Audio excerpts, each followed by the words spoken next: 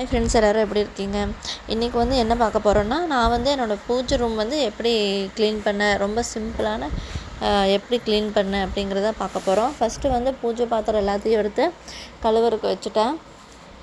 பூஜை பாத்திரம் ஈஸியாக வாஷ் பண்ணுறதுக்கு ஒரு வெதுவெதுப்பான தண்ணியில் கொஞ்சம் புளி, அது கூட கல் உப்பு, அது கூட ஒரு அரை ஸ்பூன் சோடா உப்பு இதெல்லாத்தையும் போட்டு நல்லா கரைச்சி விட்டுட்டு, அதுக்கப்புறம் அதில் பூஜை பாத்திரம் எல்லாத்தையும் எடுத்து ஒட்டு மொத்தமாக போட்டு ஒரு 10 நிமிஷம் ஒரு 15 நிமிஷம் ஊற வச்சிடலாம். ஊற வச்சு எடுத்தால் பூஜை பாத்திரம் அப்படியே பளிச்சுன்னு ஆயிரும். அதுக்கப்புறம் நம்ம எப்போவும் யூஸ் பண்ணுற லிக்விடோ இல்லை சபீனா பவுடர் எது வேணாலும் போட்டு வாஷ் பண்ணி எடுத்தோம்னா நல்லா பளிச்சுன்னு ஆகிடும். இந்த எஃப்எம் ரொம்ப நாள் ஆச்சு வாங்கி. இது கீழேயே வச்சுருந்தேன்.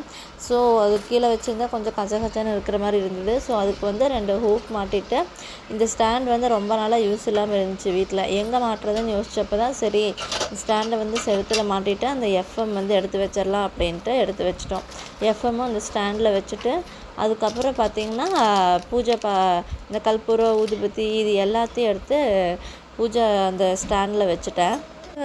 ஃபஸ்ட்டு நியூஸ் பேப்பர் போட்டு தான் நான் யூஸ் பண்ணிகிட்டு இருந்தேன். ஆனால் சரி, பக்கத்து வீட்டு அக்கா சொன்னாங்க நியூஸ் பேப்பர் பூஜை ரூமுக்கு போடக்கூடாது, அதில் நல்ல விஷயம் வரும் கெட்ட விஷயமும் வரும் அப்படின்னு சொல்லிட்டு, அதனால் நியூஸ் பேப்பர் யூஸ் பண்ணாமல் இப்போ பூஜை ரூம் எல்லாத்தையும் எடுத்து வச்சுட்டு எல்லாம் ஒரு வெட் கிளாத் வச்சு எல்லாத்தையும் தொடச்சி எடுத்துட்டேன்.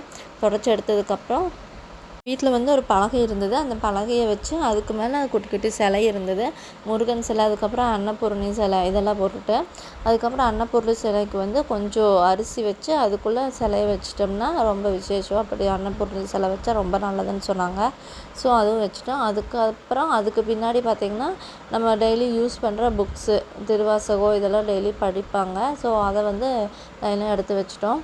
அதுக்கப்புறம் எடுத்து வச்சதுக்கப்புறம் திருநீர் யூஸ் பண்ணுவோம். திருநீர் டெய்லி எடுக்கும்போது சிந்திக்கிட்டே இருந்துச்சு. சரி, அதுக்கு என்ன பண்ணலாங்கிறப்போ பிளேட் வச்சு அதுக்கு மேலே திருநீர் வச்சுட்டேன்.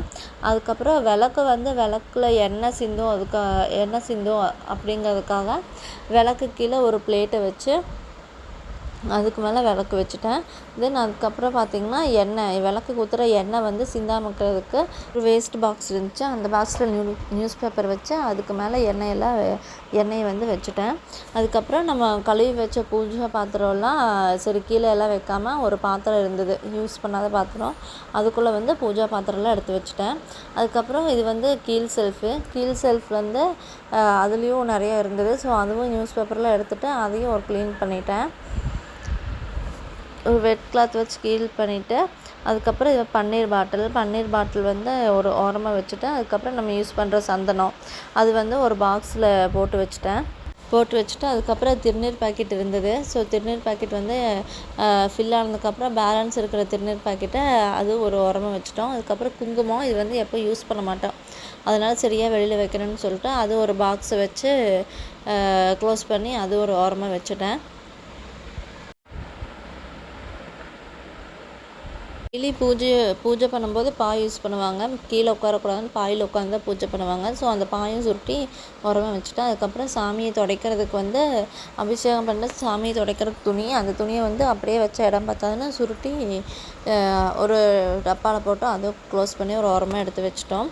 அதுக்கப்புறம் கலச சொம்பு, பூஜைக்கு போனால் கலச சொம்பு கொண்டு போவாங்க. ஸோ அதையும் எடுத்து ஓரமாக வச்சுட்டேன். அப்புறம் அடிக்கடி கார்த்திகை விளக்கு யூஸ் பண்ணுவோம். ஸோ கார்த்திகை விளக்கு, அதுக்கப்புறம் நம்ம யூஸ் பண்ணுற திரி இது எல்லாத்தையும் ஒரு டப்பாவில் போட்டு க்ளோஸ் பண்ணி வச்சுட்டோம்.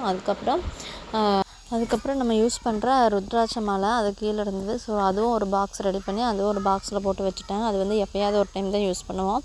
ஸோ அதுவும் ஒரு பாக்ஸில் போட்டு வச்சு நீட்டாக அடுக்கி வச்சுட்டேன். அதுக்கப்புறம் பூஜைக்கு கொண்டு போகிற சிவத்துடுவை அது பூஜைக்கு எப்போ எடுத்துகிட்டு போவார். ஸோ அதையும் ஒரு துணியில் சுற்றி ஓரமாக எடுத்து வச்சுட்டேன்.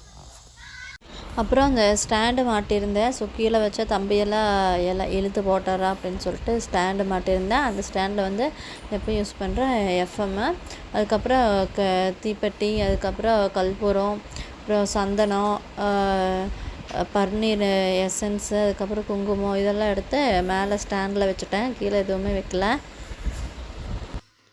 அதுக்கப்புறம் பார்த்திங்கன்னா நாங்கள் எப்போவும் யூஸ் பண்ணுற புக்ஸ், அதாவது திருவாசகம் இந்த மாதிரி புக்ஸ் எல்லாம் பார்த்திங்கன்னா கீழே ஒரு அட்டை பாக்ஸ் வச்சு அந்த அட்டை பெட்டிக்குள்ளே போட்டு வச்சுட்டேன். அப்போது கொஞ்சம் எடுக்கிறதுக்கு இதெல்லாம் நீட்டாக இருக்குன்னு சொல்லிட்டு அந்த பாக்ஸில் போட்டு வச்சுட்டேன். ஓகே ஃப்ரெண்ட்ஸ், இந்த வீடியோ உங்களுக்கு பிடிச்சிருந்துச்சுன்னா கமெண்ட் பண்ணுங்கள், லைக் பண்ணுங்கள்.